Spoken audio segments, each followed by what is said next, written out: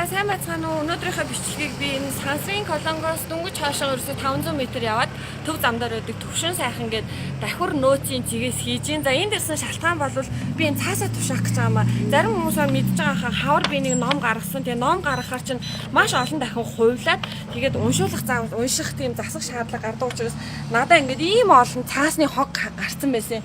Гэхдээ би нөгөө нэг энийгээ шууд хайж чадахгүй. Гэхдээ хадгалаад байсан. Тэгээ өнөөдөр бүр ингээд ажил хэрэг болгож байгаа энэ төвшин сайхан дээр ирээд өөртөө хадгалж исэн энэ цаасаа тушааж байгаамаа. За хамгийн гол нь хүмүүс маань цаас яг ямар байх ёстой вэ гэдгийг мэддэггүй шүү дээ. Тэгээд тавга хэлж өгөөч. Ямар ер нь цаас маань үдээсгүй, скотчгүй, наалтгүй, хавцсгүй, шохоогүй гэсэн 5 шаардлагыг хангасан байх ёстой гэж манай үйлдвэр маань захиалга өгдөг.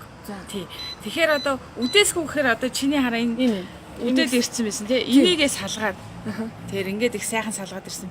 Хавцгүй гэхээр одоо энэ жишээл ийм хүү дэвтэр номны хавцсыг салгаад наалтгүй гэхээр энэ нөгөө номнуудад ингээд наацсан байдаг штэ тий. Тэр наалт ерөөсө болохгүй. Тэр ир эвдэнэ. Тэгэхээр энийг ингээд хумсалж байгаа л орой зурагт үзэж явах зураа ингээд сайхан салгаад эсвэл сургууль байдаг бол хүүхдүүдтэй багш нар ч юм уу те 10 даалгаж өгөөд ингээд номыг ингээд салгаад яг энэ бүх төрлийн ном, дэвтэр, сонин А4-ийн цааслаа орох юм. Тэгээд яг л ингээд аваад ирнэ. Цаас хэлбэрээр нь. За. Ном авах уу гэхээр би ном авахгүй. Дэвтэр бас авахгүй. Ном, дэвтрийн цаас. Хамгийн гол нь хамгийн гол нь ингээд салгацсан байх хэрэгтэй байна. Хамгийн гол нь тий. Тэгээд зөөж тээвэрлэхэд эвтэйхэн хайрцаглаад юм уу шууд алдсан байх хэрэгтэй. Тий. Тэгээд дуудлага өгч болно. Тооноос дээш шууд очиод авчна. А баг зэргийн офис одоо Шангриланы яам дууд маань бол баг зэргээр бол бас жижиг машинаар авч болж байгаа. Тий.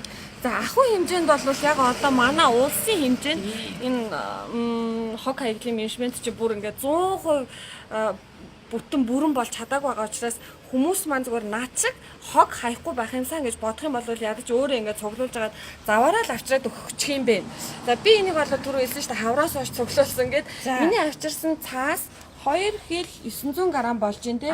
Эднийхэн маань 1 кг нь 50 төгрөгөөр авд юм байна. Тэгээд миний бодлоор одоо 150 төгрөг болно гэсэн үг шүү дээ те. За энэ цаасыг ямар компани авдаг вэ? Юу хийд юм бэ? Төвшин сайхан төвгээд төвшин сайхан төв биш. Төмөн шууд тэгээд өндөгний сэтл хийдэг сав баглаа бодлын үйлдвэр нь авдаг.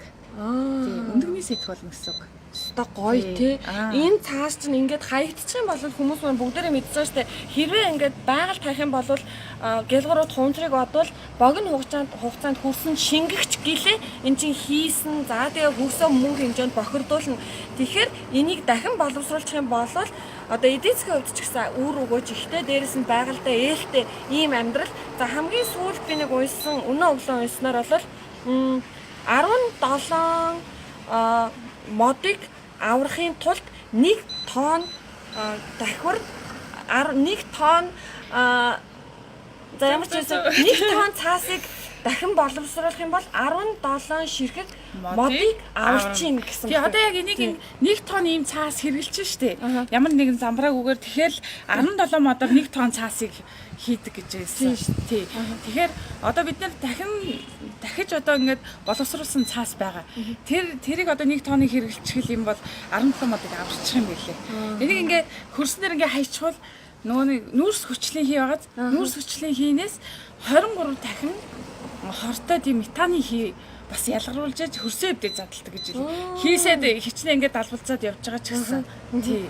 За ёстой сайхан надад бол үнэхээр гой мэдээлэл байсан. Тэгээд тэр хий болж байгаа тэр өндөгний сэтгүүлээ явж байсан дээр тийм ээ. Тэр чинь дахиад боловсруулах бас боломжтой. Тийм.